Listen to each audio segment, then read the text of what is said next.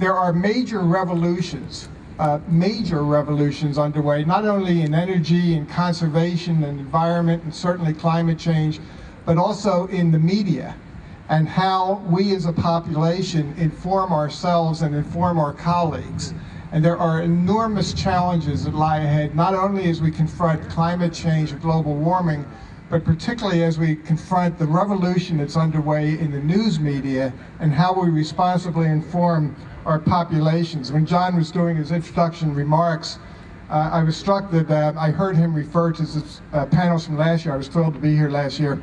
And the comment, yes, we can, that we heard. We've heard lots about change.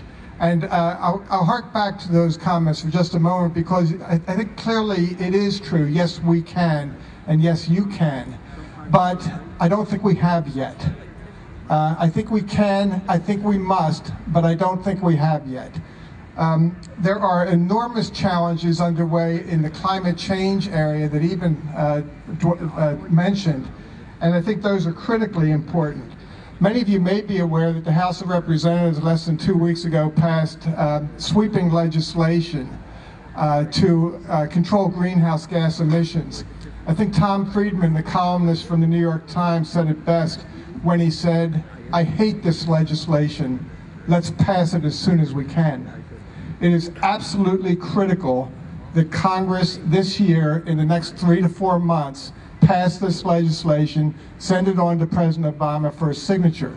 It's not at all clear that that can happen without a word that Eben mentioned a number of times throughout his presentation, and that was the word, the most important word, the word you.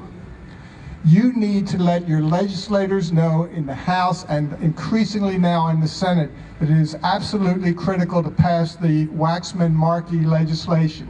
You may hate it. There are good reasons to hate that legislation, but it is absolutely critical that we pass that legislation through the Congress, get it enacted by President Obama. He said he would sign it, and without it, we'll be much worse off. So the first thing I think you need to do is get active and let your legislators, and particularly your senators who are going to be voting on this in the next couple weeks, let them know that we need that legislation passed.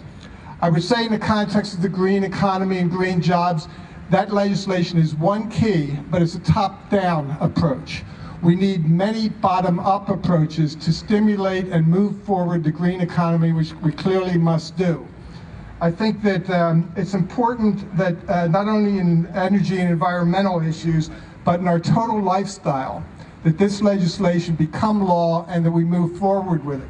But it's only part of what needs to be done. It is the very, very first step in what will be a 40 or 50-year revolution in not only how we inform ourselves through the media and through the new media, but also in how we conserve energy increasingly in the future.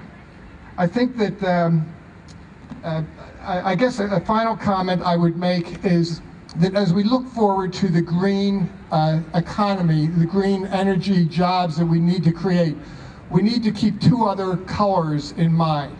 One is red and one is blue, because there are no red and blue states that will only harbor green jobs.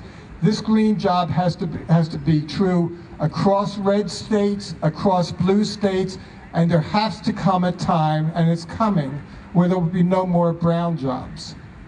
We're increasingly moving in that direction. This is part of the revolution that you will control over the next 20 or 30 years that Eben mentioned. It's critical that we get on with it. I think there are educational and information responsibilities and challenges for those of you who, like me, are in the journalism field or the education field or the communications field. And without your taking a leadership role in informing the public, we can't expect our leaders to implement the kind of sound policies we're absolutely going to need. Thanks, John.